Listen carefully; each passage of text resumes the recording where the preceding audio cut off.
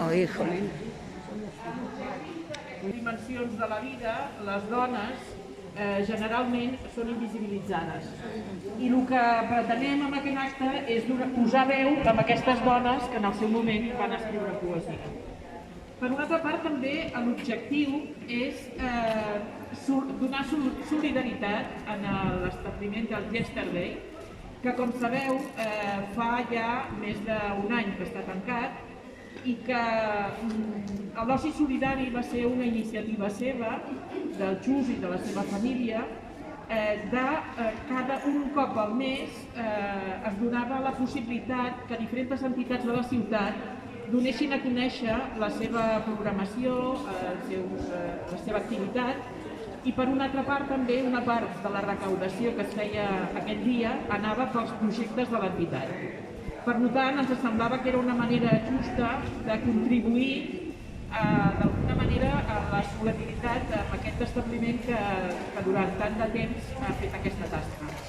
Per tant, si heu de consumir alguna cosa, sisplau, feu-ho allà. Bé, doncs, si us sembla, començarem ja, perquè ja és l'hora, jo crec que s'ha de premiar la gent que és puntual per als llocs, no? I per una altra part, doncs, presentar-vos a la Laura Lozano, que ens acompanyarà, que ens acompanyarà, ella anirà tocant la guitarra i després també ens cantarà una cançó perquè és cantautora. Doncs sense més, comencem ja. Sobrevivientes. Yo conozco tu locura, porque también es la mía.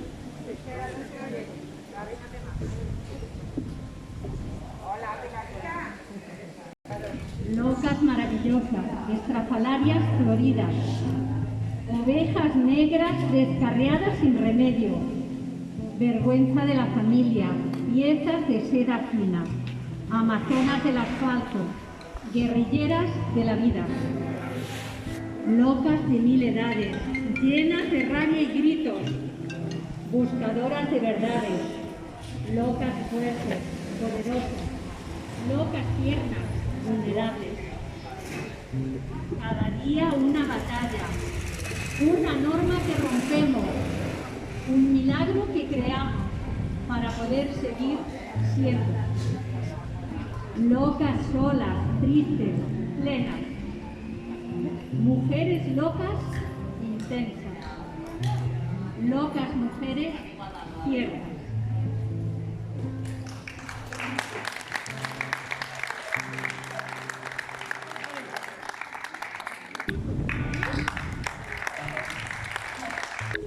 Jo faré una poesia de la gran Montserrat Abelló i aprenc a dir que no.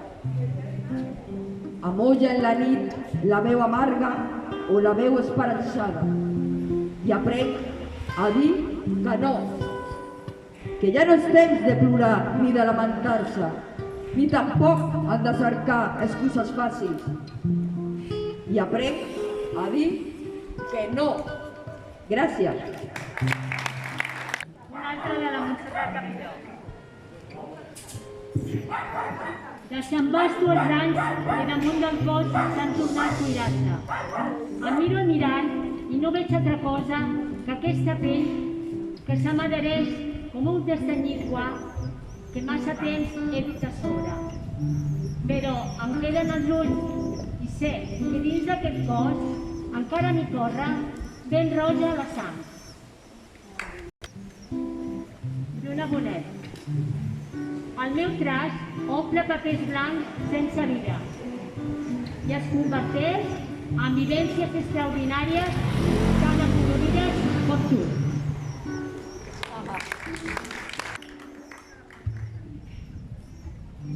Parlen les dones. Parlen les dones la seva poesia tendra i forta.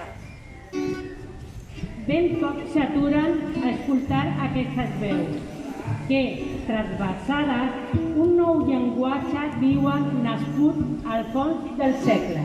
Montserrat Abelló. Adiós a las hijas de Bernarda Alba, de María Antonia García de León. Adiós a las hijas de Bernarda Alba. Ya no seremos más aquellas hembras que se matan por un macho. Ya no seremos más competidoras feroces por un hombre, Pepe el Romano o un tal Don Juan. Ya no iremos al tálamo nupcial para huir de madres hirsutas y de padres ausentes. Adiós, Bernarda, hembra machista y patriarcal, ahornada a fuego lento en la sumisión al macho. No nos domesticarás. Nunca más silenciosas, silenciadas, atrapadas en las cortinas de lo doméstico, sentadas en los amplios tresillos del aburrimiento, alucinadas por el blanco de nuestras sábanas. Visión de vencidas. Tarea ardua, descolonizarnos. El pasado está herido de muerte. Peligrosa como una mujer. Peligrosa como una mujer. Desobediente como la memoria. Peligrosa como una mujer. Desobediente como la memoria y como los sabios. Obediente a veces como mis labios. Insuficiente siempre como una vida. Más urgente que un deseo y menos transparente que una promesa. Abstracta como un secreto y elegante como la indiferencia. Así de intermitente y tonta es a lo que se llama tristeza.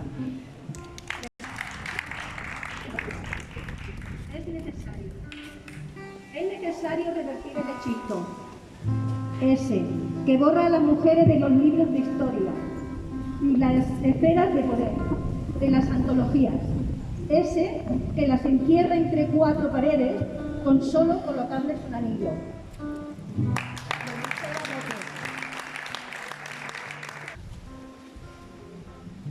Podria. Va sonar? Podria, diu la escritura. Si haguessis nascut en una altra terra, podria ser blanc, podria ser negre. Un altre país fora casa teva. I diries sí en una altra llengua. T'hauries criat d'una altra manera. Més bona pot ser més dolenta. Tindries més sort o pot ser més pega. Tindries amics i jo d'una altra mena. Duries vestit de sac o de seda. Portaries sabates de pell o tosques per d'ella. O aniries perdut per la selva. Podries menjar coses llamineres. O només crostó sec de pa negre. Podries. Per tot això, pensa que importa tener las mans ben obertes i ajudar qui ve fugint de la guerra, fugint del dolor i de la pobresa. Si tu fossis nas a la seva terra, la tristesa d'ell podria ser seva. En Joana Raspall.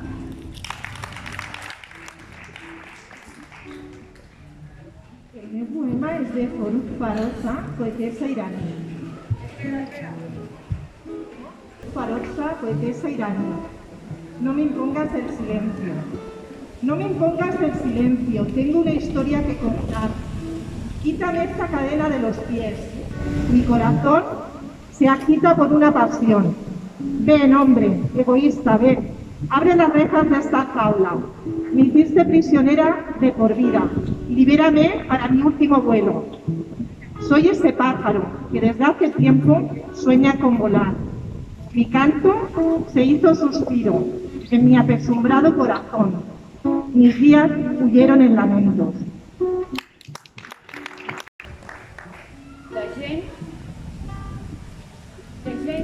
Se sent? Ara sí. Fa molt de temps, en una època llunyana, els homes, les persones masculines de mitjana edat es reunien en els seus grups elitistes, fumant sense parar puros dolents, i s'explicaven els uns als altres. Es que me lo he de comer y estoy leyendo. Bé, passaré directament. És el conte de la Caputxeta explicat per James P. Garner.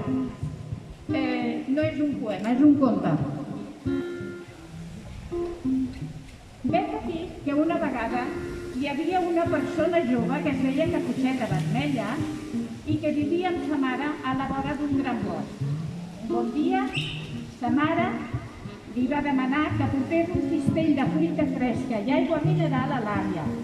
No perquè això fos feina de dones, de cap manera no, sinó perquè era una obra generosa que contribuïa a crear un sentiment solidari. A més, l'àvia no estava malalta, ben al contrari, estava en plena forma física i mental i era perfectament capaç de curar d'ella mateixa, en tant que era una persona adulta i madura.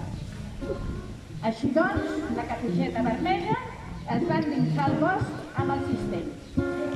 Molta gent es pensava que el bosc era un lloc escorregidor i perillós i mai s'hi acostaven, però la Caputxeta Vermella se sentia tan segura de la seva pròpia i incipient sexualitat que aquesta imatgeria freudiana tan òbvia no la intimidava gens.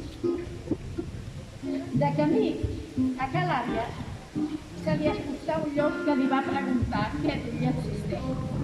Ella li va contestar: una mica de berenar saludable per l'àvia que és perfectament capaç de tenir cura d'ella mateixa en tant que persona adulta i madura. Saps, maca? Li va dir el llop. Per una noieta no és gaire segur caminar per aquest bosc tan sola. Trobo molt ofensiu aquest comentari teu, profundament sexista, li va dir la Caputxeta Vermella. Però l'ignoraré perquè la teva tradicional condició de marginat social t'ha dut a enfrontar-te al món d'una manera pròpia i del tot vàlida, evidentment. Ara, si em permets, he de prosseguir el meu camí. La Caputxeta Vermella va continuar pel camí ample, però el llop, a qui la seva condició de marginat social i havia alliberat de l'obediència esclava de les normes del pensament ortodox, seria una drecera per arribar abans de l'arbre. I va irrompre sense contemplacions i es va menjar l'àvia. Una acció del tot comprensible venint d'un carnívor com ell. Llavors, com que no estava sotmès a les nocions rígides i tradicionalistes del que és masculí i femení, es va posar la camisa de dormir i es va ficar dins.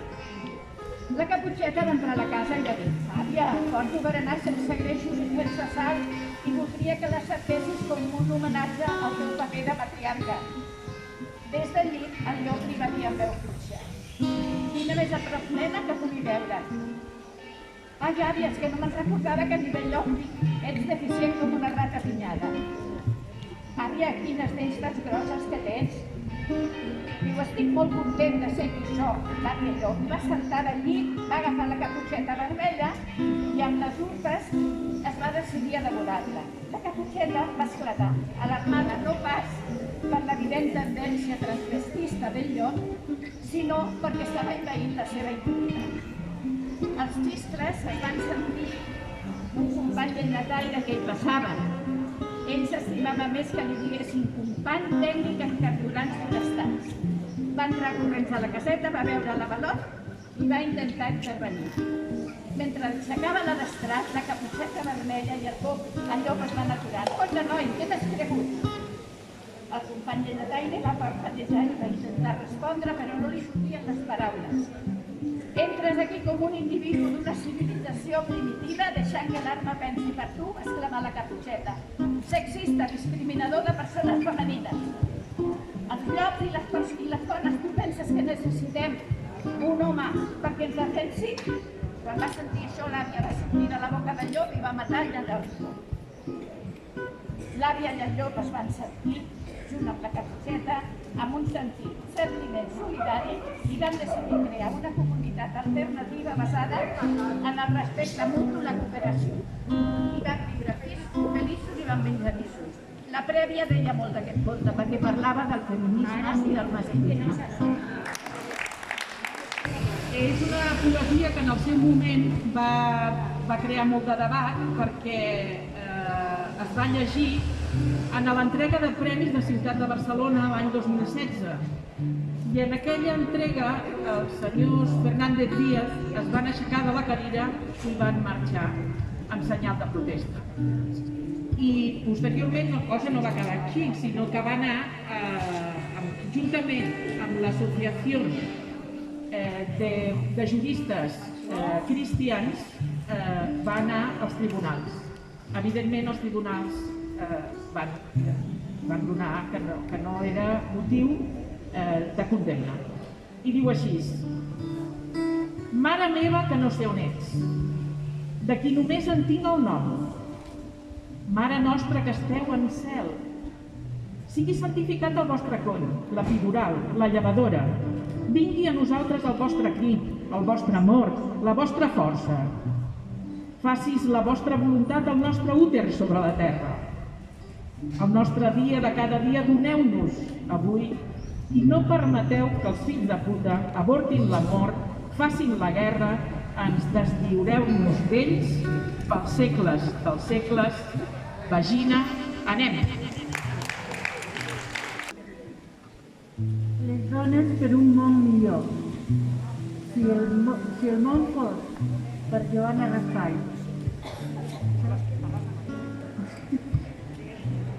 Si el món fos escrit al llapis, esborraria la lletra que vol ferir.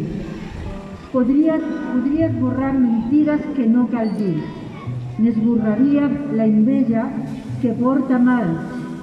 Esborraria grandeses, temeris fals, però és escrit amb tinta de mal color, el color brut de la guerra i del dolor. Qui voldrà escriure un nou món més just i net? Pot ser que tu i jo provéssim, ben valentes, lletra per lletra, des del nostre reconeix.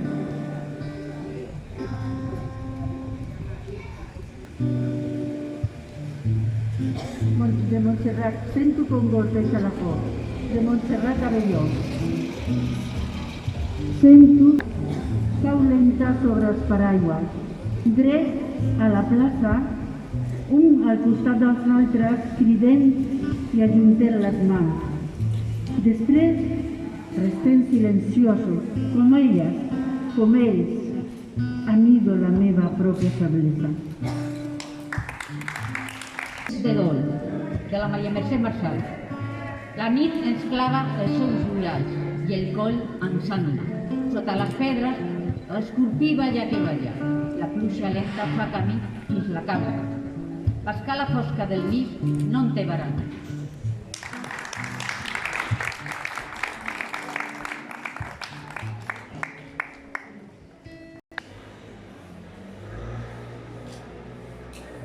M'havien dit que no era bona, m'havien dit que no valia, que l'amor no existia, que els cops me'ls buscaven. M'havien dit que no preguntés, que no somiés, que aguantés, que les dones no pensaven, que el meu destí era la casa, el llit i la ràbia. M'havien dit que no podia, que no devia, que em cremaria, que l'odiaria. Jo va creure, jo ho vaig permetre, però jo ho vaig canviar.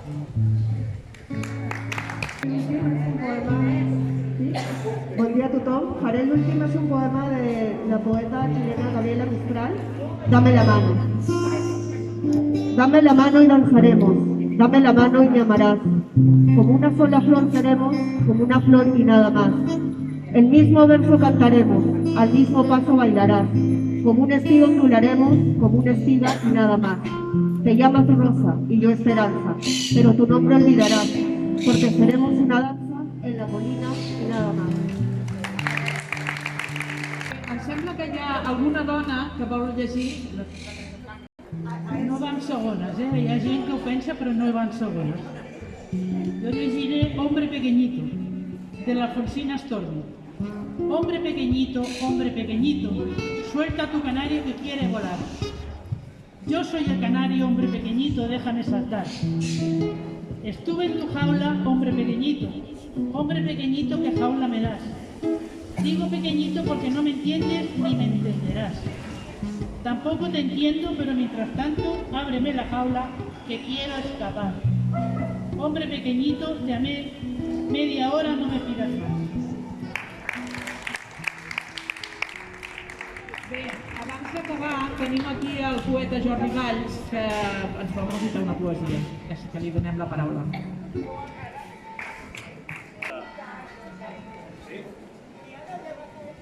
Em sentiu? Sí? S'encén al carrer Major? Vale. Fantàstic. Ens podem preguntar què és la cultura? I algú podrà respondre: la cultura és una gran paraula, però és una paraula que ha estat manipulada pel món dels homes. Les dones han estat sempre silenciades tradicionalment per aquesta gran paraula que hem dit cultura. Jo us vull llegir un poema d'una autora russa, Anna Akhmatova, una traducció que ha anat a cura de la Marina, de la Maria Mercè Marçal i la Marina Gustova. I el poema parla d'aquest posicionament dels homes que es veuen amenaçats per les dones, aquests homes egoistes, tota aquesta tradició cultural que hem heretat fins a dia d'avui i que afortunadament s'està trencant. És un poema molt senzill que es titula Epigrama i és des del punt de vista d'aquests homes tan conservadors. Podria Beatriu crear com Dante o cantar Laura la febre d'amor? He ensenyat a una dona a fer servir la veu i ara com puc fer-la callar?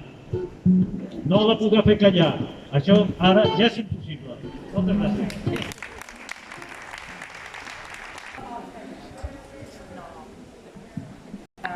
La Laura Lázaro ens cantarà una cançó.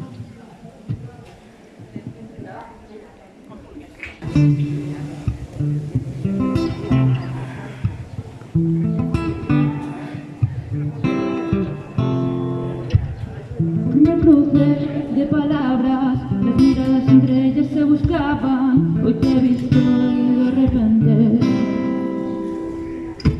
unos mensajes sin intención, horas y horas de ordenador, el tiempo que fluye entre tú y yo. ¿Cómo lo haces para no quererme ir? Quiero volver cuando yo ya no estoy allí. Esos que surgen más tarde confunden, no miran el porvenir. Yo no sé si tú eres libre y yo soy libre porque te ves. El olor de tu perfume seco y impregna la habitación. Eres mi adicción.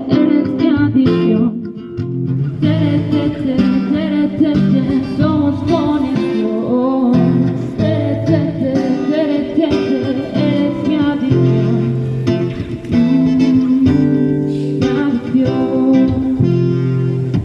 Sabes cuándo empieza, no sabes cuándo acaba. El tiempo contigo vuela pero no se escapa. Cada caricia que me grita, a cada susurro que hipnotiza, un rayo de luz en medio de la oscuridad. Quédate conmigo un segundo más, porque yo no sé si tú eres libre y yo soy libre porque te ves.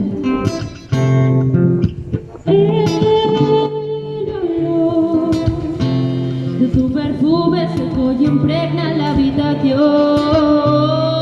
Y yo no sé si tú eres libre y yo soy libre porque te ves.